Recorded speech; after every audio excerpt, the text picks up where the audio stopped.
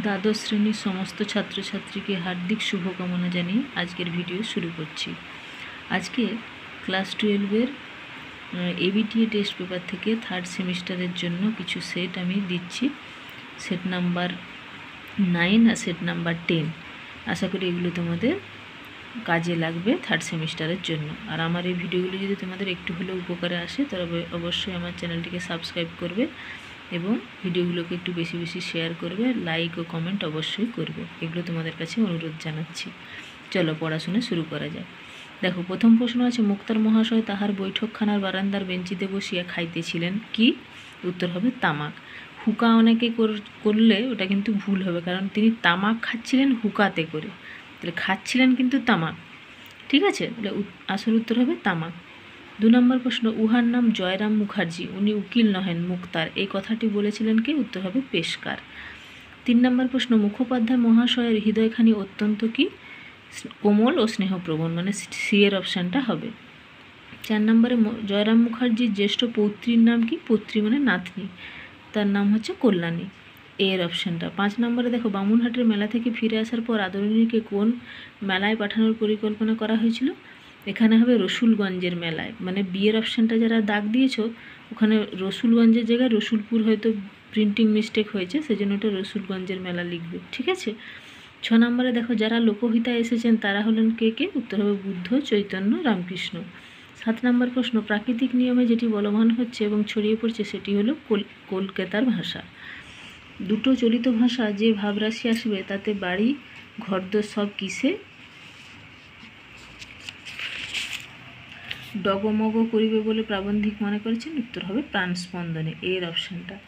9 প্রশ্ন দেখো, অন্ধকার লেখাগুচ্ছ কবিতাটির কবিকে? অ্যাকচুয়ালি তোমাদের সিলেবাসে কিন্তু অন্ধকার লেখাগুচ্ছ কবিতা নেই, ওটা হচ্ছে কাব্যগ্রন্থ। অন্ধকার লেখাগুচ্ছ কাব্যগ্রন্থটার লেখক হচ্ছেন, মানে কবি হচ্ছেন শ্রীজাত। আর তোমাদের সিলেবাসে যে কবিতাটা আছে অন্ধকার লেখাগুচ্ছ থেকে, সেটা হচ্ছে ধর্ম। ঠিক আছে। 10 নম্বর প্রশ্ন দেখো, যে ধর্ম মানুষকে দখলের কথা শেখায় কবির মতে তা আসলে? উত্তর হবে প্রাতিষ্ঠানিকতা। 11 নম্বর প্রশ্ন, আইনস্টাইনের ধর্ম কি? দিগন্ত প্রেরণা। 12 নম্বর প্রশ্ন, ভ্যান গগ ছিলেন প্রখ্যাত চিত্রকর।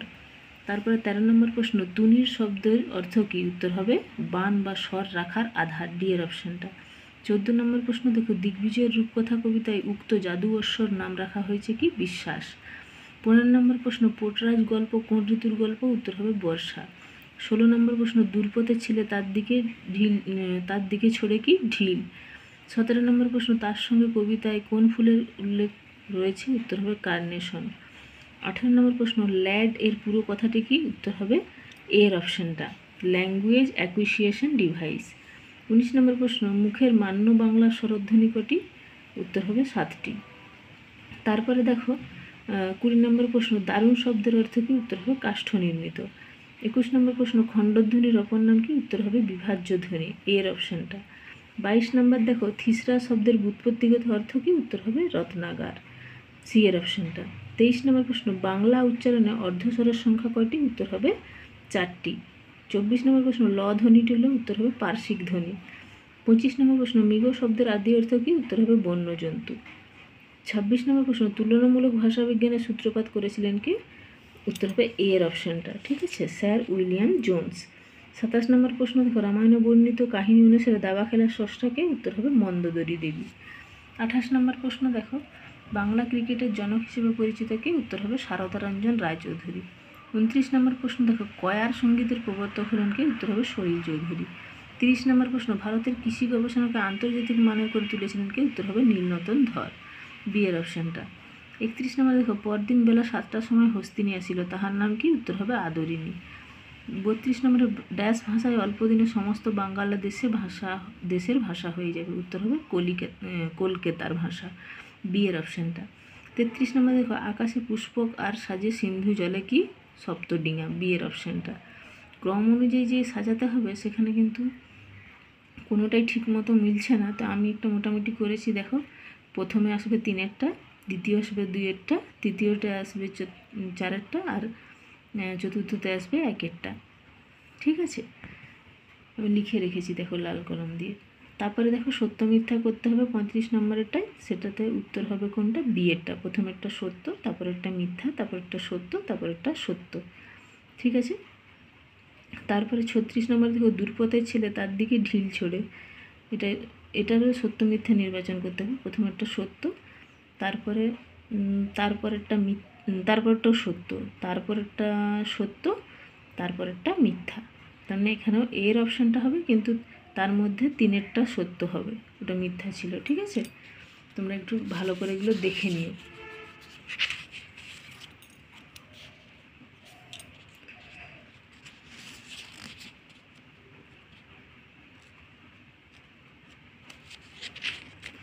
তারপরে দেখো 37 নম্বরে আছে ক স্তম্ভের সাথে খ স্তম্ভ মিলে না, তার মধ্যে 1-এর সাথে ডি, 2-এর সাথে সি, 3-এর সাথে বি, 4-এর সাথে এ, মানে এর অপশানটা ঠিক হবে। ঠিক আছে, তোমরা দেখে নাও, এটা ভালো করে স্ক্রিনশট নিয়ে নিতে পারো, বা তোমাদের কাছে যদি টেস্ট পেপার থেকে থাকে তাহলে তো খুবই ভালো, তোমরা এগুলো জাস্ট দাগ দিয়ে নাও, পরে ভালো করে মাথা ঠান্ডা করে পড়বে। 38-এ দেখো এখানে বি এর অপশানটা ঠিক হবে, মানে 1-এর সাথে সি, 2-এর সাথে ডি, 3-এর সাথে এ, 4-এর সাথে বি, এটা মিলবে। তারপরে 39-এ দেখো বিবৃতি আছে আর কারণ আছে, তার মধ্যে এর অপশানটা ঠিক হবে, এ আর আর উভয়ই ঠিক, এবং আর হচ্ছে এর সঠিক কারণ। আর 40 নম্বর দেখো, শহর হইতে 2-3 ক্রোশের মধ্যে 2-3 জন জমিদারের হস্তি ছিল, সেই রাতেই তত্ত্বস্থানে লোক পাঠাইয়া দিলেন, যদি কেহ হস্তি বিক্রয় করে তবে কিনবেন। এখানে জয়রাম মুখোপাধ্যায়ের হস্তি কিনতে চাইলেন যে কারণে, সেটা হচ্ছে প্রবল আত্মমর্যাদা আর প্রত্যাখ্যানের কষ্ট, দুটোই কিন্তু হতে পারে। ঠিক আছে, তারপরে তোমাদেরকে আরেকটা সেট দিচ্ছি আমি, সেটা হচ্ছে 10 নম্বর সেটেরটা।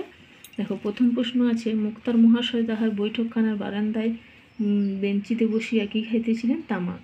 2 নম্বর প্রশ্ন, মুখোপাধ্যায় মহাশয় হৃদয়খানি অত্যন্ত স্নেহপ্রবণ, কোমল ও স্নেহপ্রবণ, যে সি এর অপশানটা। 3 নম্বরে সন্ধ্যার কিছুক্ষণ পূর্বে জয়রাম বৈঠকখানায় বসে কী করছিলেন, পাশা খেলা দেখিতেছিলেন। আমি উকিল নহি, আমি একজন, উত্তর হবে মুক্তার মাত্র। 5 নম্বরে দেখো, আদরিণীর নাম্নী হস্তিনী ভাড়া দেওয়া হইবে, ভাড়া প্রতিরোজ 3 টাকা মাত্র। 6 নম্বর প্রশ্ন, ভাষাকে করতে হবে যেমন, উত্তর হবে এখানে ডি এর অপশানটা, সাপ ইস্পাত। 7 নম্বর হচ্ছে ভাষা হচ্ছে উন্নতির প্রধান উপায়, বি এর অপশানটা হবে লক্ষণ। 8 নম্বর যখন মানুষ বেঁচে থাকে তখন জ্যান্ত কথা কয়, মানে সি এর অপশানটা। 9 নম্বর প্রশ্ন হচ্ছে আইনস্টাইনের ধর্ম হচ্ছে দিগন্ত পেরোনো। 10 নম্বর প্রশ্ন, ভ্যান গগ ছিলেন প্রখ্যাত চিত্রকর। 11 নম্বর প্রশ্ন, কবিতার জিত চাইতেন, উত্তর হবে গার্সিয়া লোরকা। 12 নম্বর প্রশ্ন, এই হৃদয়ের খাপে ভরা মন্ত্রপুত, উত্তর হবে অসি। 13 নম্বর প্রশ্ন, রাজপুত্রের কাছে নেই কি, কবচকুণ্ডল, ধনুক, তুনির, শিরস্ত্রাণ। 14 নম্বর প্রশ্ন, তৃষাহর শব্দের অর্থ কী, উত্তর হবে তৃষ্ণা হরণ করে যা। 15 নম্বর প্রশ্ন, পোটরাজ রোদে বেরোয় না কতদিন হলো, 3 দিন হয়ে গেল। 16 নম্বর প্রশ্ন, দুর্পথের ছেলে তার দিকে ঢিল ছোড়ে। 17 নম্বর প্রশ্ন, দুজনে মিলে খুব সমঝে একে পার করতে হবে। 18 নম্বর প্রশ্ন, তুলনামূলক ভাষাবিজ্ঞান কী করে, দুটি ভাষার তুলনা করে। ঠিক আছে। 19 নম্বর প্রশ্ন, যে উপলক্ষ অনুযায়ী ভাষার বা উপভাষার বদল হয় তাকে সমাজবিজ্ঞানীরা বলেছেন রেজিস্টার। 20 নম্বর প্রশ্ন দেখো, নোয়াম চমস্কির মতে মানব মস্তিষ্কে প্রি প্রোগ্রামড অবস্থায় আছে এমন এক ব্যাকরণ যাকে বলে, উত্তর হবে সার্বজনীন ব্যাকরণ। ঠিক আছে, পৃথিবীতে এমন অনেক ভাষা আছে যাদের কোনো লিপি নেই, এটা 21 নম্বর প্রশ্নের উত্তর। 22 নম্বর দেখো, মুখের মান্য বাংলা স্বরধ্বনি কটি, উত্তর হবে 7টি। 23 নম্বর প্রশ্ন, খণ্ডধ্বনির অপর নাম কি, উত্তর হবে বিভাজ্য ধ্বনি। 24 নম্বর প্রশ্ন, থিসরা শব্দের ব্যুৎপত্তিগত অর্থ কী, উত্তর হবে রত্নাগার। 25 নম্বর প্রশ্ন, মৃগ শব্দের আদি অর্থ হচ্ছে বন্য জন্তু। তারপরে দেখো 26 নম্বর প্রশ্ন, গবেষণা শব্দের আদি অর্থ গরু খোঁজা, পরিবর্তিত অর্থ কোনো বিষয়ে নিয়মানুগ বিশ্লেষণ বা সন্দর্ভ। এক্ষেত্রে কোনটা হয়েছে, উত্তর হবে ডি এর অপশানটা, শব্দের রূপান্তর। 27 নম্বর প্রশ্ন, মহিনের ঘোড়াগুলির দলনেতা ছিলেন, উত্তর হবে গৌতম চট্টোপাধ্যায়। 28 নম্বর প্রশ্ন, জারি গানে জারি শব্দের অর্থ কী, উত্তর হবে ক্রন্দন। 29 নম্বর প্রশ্ন, শারদারঞ্জন রায়চৌধুরী যে খেলা বিষয়ক বই লিখেছিলেন সেটা হবে ক্রিকেট খেলা। 30 নম্বর প্রশ্ন, বিশ্ব পরিচয় বিজ্ঞান গ্রন্থটির লেখককে, উত্তর হবে রবীন্দ্রনাথ ঠাকুর।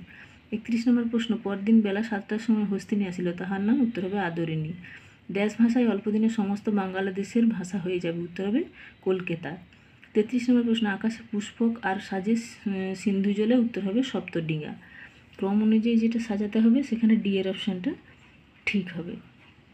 তারপরে দেখো 35 নম্বরে দেখো যে সত্য মিথ্যা আছে, এর অপশানটা হবে প্রথমে একটা মিথ্যা, তারপর একটা মিথ্যা, তারপর একটা সত্য, তারপর একটা সত্য।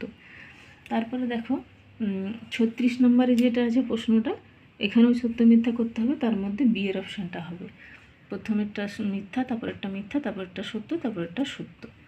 তারপরে ক স্তম্ভের সাথে খ স্তম্ভ মিলানো হয়েছে 37 দাগে, সেখানে বি এর অপশানটা হবে 1-এর সাথে সি, 2-এর সাথে ডি, 3-এর সাথে এ, 4-এর সাথে বি। আবার 38 নম্বরে আরও ক স্তম্ভ খ স্তম্ভ মিলানো হয়েছে, এখানে 1-এর সাথে ডি, 2-এর সাথে এ, 3-এর সাথে বি, 4-এর সাথে সি। 39 নম্বরে দেখো এখানে এ আর আর উভয়ই ঠিক, কিন্তু আর এ সঠিক কারণ, এইটাই হবে উত্তর। 39-এর সি এরটা উত্তর হবে। আর 40 নম্বর দেখো, শহর হইতে দুই তিন ক্রোশের মধ্যে 2-3 জন জমিদারের হস্তি ছিল, সেই রাত্রেই জয়রাম তত্তৎ স্থানে লোক পাঠাইয়া দিলেন, যদি কেহ হস্তি বিক্রয় করে তবে কিনিবেন। জয়রাম মুখোপাধ্যায় হস্তি কিনিতে চাইলেন যে কারণে, উত্তর হবে প্রবল আত্মমর্যাদা এবং প্রত্যাখ্যানের কষ্ট দুটোই, তবে প্রবল আত্মমর্যাদাটাই আমি করেছি। ঠিক আছে, আশা করি এগুলো তোমাদের উপকারে আসবে।